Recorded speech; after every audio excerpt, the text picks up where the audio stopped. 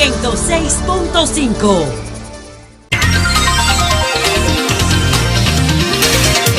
Son las 9:47 minutos. Un saludo para don Antonio Espaillat. Tenemos en la línea telefónica a la politóloga Rosario Espinal. Vamos a conversar con ella y también con algunos maestros o personas vinculadas a la actividad gremial del Partido de Liberación Dominicana para ver qué ellos entienden de esta derrota en la ADP. De lo que yo digo. Aquí tenemos a Rosario Espinal. Rosario, buenos días. Buenos días. Bien, bien. Rosario, ¿por qué entiendes que se han producido estos cambios gremiales que expulsan o sacan o retiran al PLD de estas direcciones? Frente de masa. Bueno, mira, primero yo quisiera aprovechar la pregunta para decir que es muy lamentable que los gremios profesionales en este país históricamente estén controlados por los partidos políticos. Y peor aún es que estén controlados por el partido en el poder, porque los gremios necesitan tener su independencia de los partidos y sobre todo del partido en el poder. Eso lo quiero plantear de manera general. Ahora, la realidad es que no es así y que no ha sido así. ¿Qué está pasando? Bueno, hay dos hipótesis. Una hipótesis es que lo que pasó en la ADP no fue solamente obra y gracia de la oposición, sino que algún sector del PLD también contribuyó a que ese fuera el resultado. Yo tenía más razón que el ángel. Adelante, vamos a escuchar. Adelante, que hay mujeres. Y la otra hipótesis que uno puede manejar es que, y esto yo lo he venido diciendo desde hace un tiempo, no solo para gremios profesionales, sino en general, es la siguiente. El PLD, cuando vuelve al poder en el año 2004, vuelve con un sólido apoyo de las capas medias que quedaron muy descontentas con la crisis económica que se produjo en el país en el 2003-2004. Sí es. Entonces esa clase media se vuelca a apoyar al PLD. Pero el punto débil que tiene el PLD en este momento, y también lo tuvo al terminar el segundo mandato de Leonel Fernández hacia el 2010-2012, y lo está teniendo ahora otra vez, es una pérdida de apoyo dentro de las capas medias. Y los profesionales, maestros, médicos, agrónomos, etcétera, son una parte importante de esa clase media. Y ese es el principal problema en cuanto a apoyo se refiere, apoyo político, que está teniendo el PLD y el gobierno en este momento. Rosario, y hace sentido la última parte. Sí.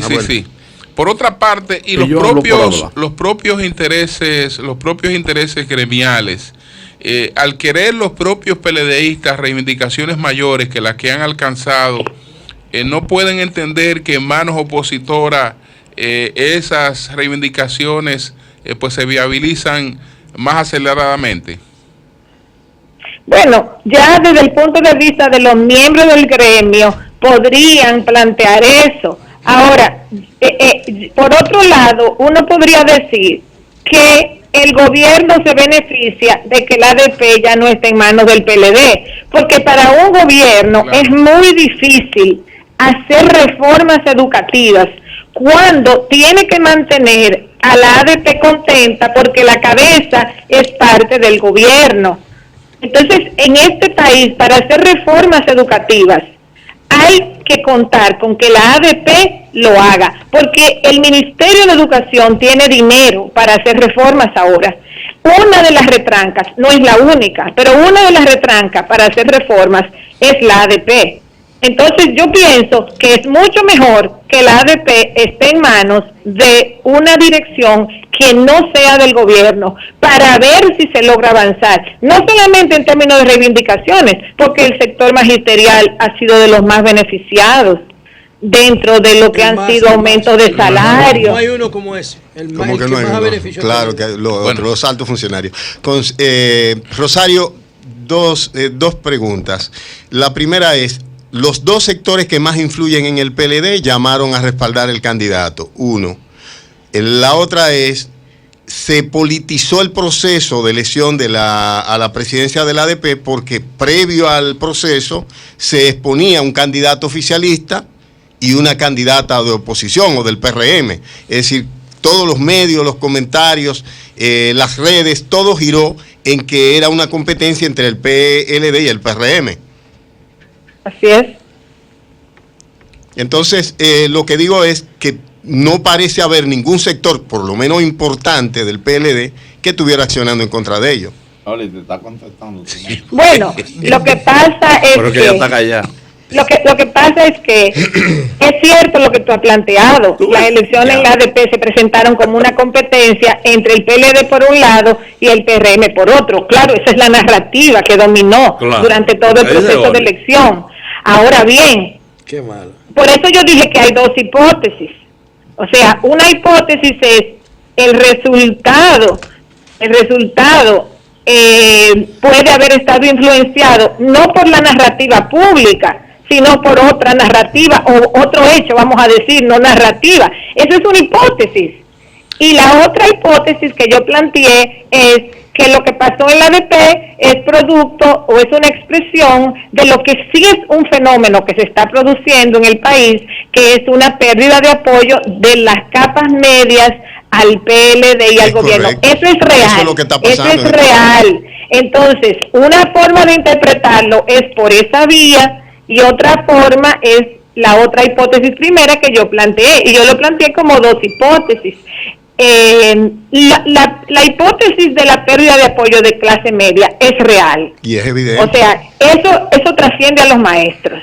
O sea, eso es real, ese es el punto débil del PLD desde que explotaron los escándalos de corrupción con Odebrecht. Entonces, incluso un poquito antes, ya venía produciéndose, pero sobre todo con el escándalo de Odebrecht, ahí es donde se produce la mayor indignación de las capas medias. Y ahí, mira, en sociología hay una teoría que se llama la teoría de la privación relativa. Lo que eso plantea en términos sencillos es lo siguiente: cuando en un sector social se produce una brecha o un desfase entre lo que uno tiene y lo que uno considera que debería tener. Así es. Y realmente en las capas medias dominicanas se está produciendo esa brecha, ese sentido de privación relativa, Teoría de la expectativa. Que no es solamente incluso económica, tiene un componente económico, pero también es político, es cultural, es de seguridad ciudadana, o sea, es de una serie de temáticas que trascienden, aunque incluyen también lo económico. Y ese es un punto a mirar por parte del PLD y del gobierno, porque todo el estado asistencial que se ha impulsado, sobre todo a partir del 2012, ha ido fundamentalmente a los sectores pobres del país. Y lo paga la clase media. Marilena. Sí, Rosario. Esa clase media que carga con el peso. Excepto el magisterio, que ha recibido, relativamente hablando, mayores beneficios económicos. Sí. Rosario, pensando en el 20 y tomando en cuenta las variables que tenemos ahora, que es de lo que podemos hablar, ¿crees que hay posibilidad para un candidato diferente, sea un candidato de los partidos tradicionales que no haya estado en el poder o un candidato de uno de los partidos emergentes? Candelier. Lo de Candelier no lo dije yo. Pero yo lo mira, digo. Cuando los candidatos, digamos, repentinos, para ponerle un nombre, las candidaturas repentinas que aparecen en un momento preelectoral y despuntan e incluso pueden llegar a ganar las elecciones, eso es algo que se produce cuando hay un colapso del sistema partidario. El caso Brasil ahora, en Brasil hay un colapso total. Brasil nunca tuvo un sistema partidario fuerte, el PT fue lo más que logró estructurarse, pero ni siquiera el PT ganaba mayorías congresionales. Entonces, tú tienes en Brasil un sistema muy fragmentado en términos partidarios y muy débil, y se debilitó aún más con todos los escándalos de corrupción. La República Dominicana viene de un sistema de partidos fuertes. Cuando digo fuertes, no quiero decir que sean muy democráticos, pero son partidos fuertes, son estructuras fuertes, en un sistema altamente clientelar. Entonces, si aquí no hay un colapso del PLD, ni hay un colapso del PRM. Es muy difícil que aquí surja un candidato nuevo, diferente de esas dos organizaciones para las elecciones del 2020. O sea, tendría que producirse aquí simultáneamente un colapso del PLD y del PRM para que eso pueda producirse. Bueno, ¿Y pues el candidato diferente dentro de esos partidos tradicionales que no haya estado en el poder? Bueno, ahí sí se beneficiarían muchísimo esos dos partidos. Tiene que ser militar y tiene que ser populista. ¿No es así, Julio? Dicen no, militar no. No militar. O sea, aquí hay opciones. Pero es que si no, ¿cuáles opciones? Dime una, Rosario. Bueno, yo te voy a decir una, dime una. Bueno, pero tiene que ser, tú puedes decir una. Julio sabe lo que yo le estoy diciendo. Tiene que ser militar y tiene que ser populista. Porque tiene que promover mano dura y hablar mentira. ¿Coincides con eso, Rosario? Si no, Mira, ni dentro del PLD ni dentro del PRM va a salir un candidato militar, por un lado. Y en este país, ya en general, hablando de candidaturas militares, este es un país con una economía muy abierta. Los países que pueden optar por candidaturas militares son países con economías más cerradas porque tienen, por ejemplo, petróleo, algo así, porque en una economía tan abierta como esta, hoy en día es muy difícil que se estructuren Rosario, pero tú estás haciendo, militares. Rosario, tú estás haciendo una reflexión racional dentro de un contexto de irracionalidad. Porque ¿qué es lo que es Jair Bolsonaro? Pero, dime, pero discúlpame. Dime qué es lo que Jair Bolsonaro. O sea, ¿tú crees que Brasil está cayendo? Perdón, Brasil, yo no me corte la mitad, ahorita tú hablas. Jair Bolsonaro no es una vergüenza para el desarrollo humano. ¿Y quién lo está escogiendo? ¿Quién lo está escogiendo? Pero ya previamente explicó el colapso. Entonces no puede haber una reflexión racional porque no es una racionalidad que va a surgir. Le está dando la razón a ella. Porque Brasil es un país con una infraestructura industrial y una producción mineral enorme. Vamos a concluir con ella, por favor. Mire, yo no estoy hablando del lado del votante. Sí. Claro que los votantes tienen ese tipo de conducta, entre comillas, digamos, irracional. Eso yo lo entiendo perfectamente. Lo que yo estoy diciendo es cuáles son las posibilidades, cuáles son los perfiles de quién podría jugar un rol que capte esa, entre comillas, irracionalidad de los votantes. Bueno, mira, Rosario, te digo lo siguiente. En términos en términos electorales, ¿quién era Jair Bolsonaro hace 6 meses? Nadie. ¿Quién era Trump 6 meses antes del 2016? En términos electorales. Ahora, valida precisamente lo que yo he planteado, que esas candidaturas emergen a último momento, y pegan con un discurso específico. Entonces, por eso yo te digo a ti, mira, por eso yo le estoy buscando una explicación al marcaje del nieto de Trujillo en las encuestas. ¿Dónde yo encuentro una explicación? En ese ambiente que tú magistralmente describes, pero nosotros tenemos un ADN de dictadura.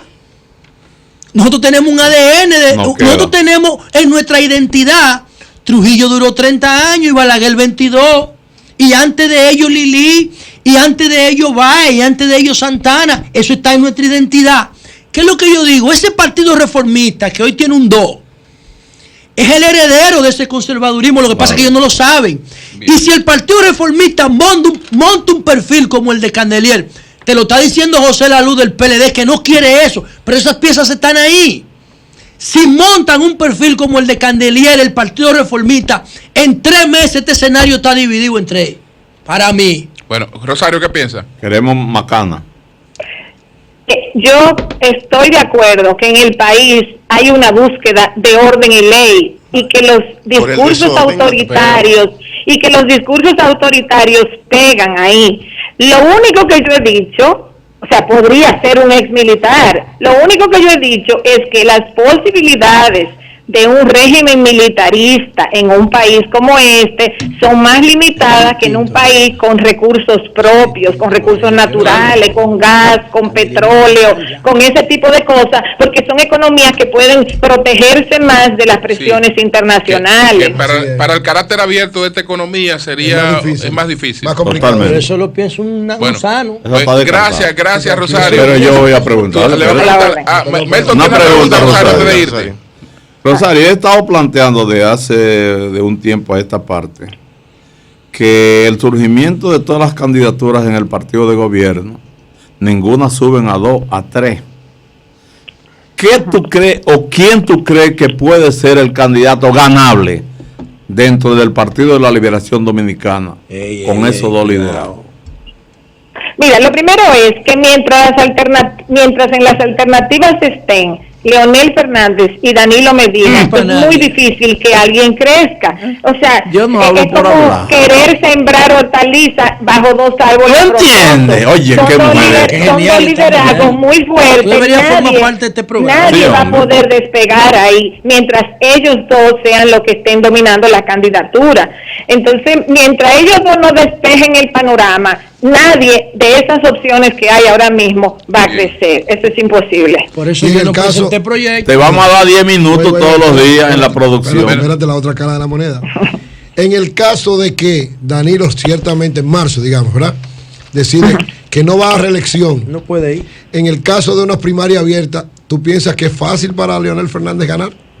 El que más anota. Perdón. Mira, sin Danilo Medina en la contienda, todas las posibilidades van del lado de Leonel Fernández. Claro. A menos que Danilo Medina haga una inversión inmensa y un apoyo inmenso a alguien de los otros candidatos. Pero Danilo Medina tendría que emplearse muy a fondo para apoyarlo, para sacarlo desde abajo donde están todos estos otros candidatos. Porque la única figura le dañan el gobierno. La única figura que está bien posicionada ahí es Margarita Cedeño, pero Margarita es la esposa de Leonel Fernández y no se va a enfrentar a él. Bueno, pues muchas gracias, Rosario, muchas gracias. Rosario, hay que darle 10 minutos a Rosario aquí todos los días. Cambio fuera.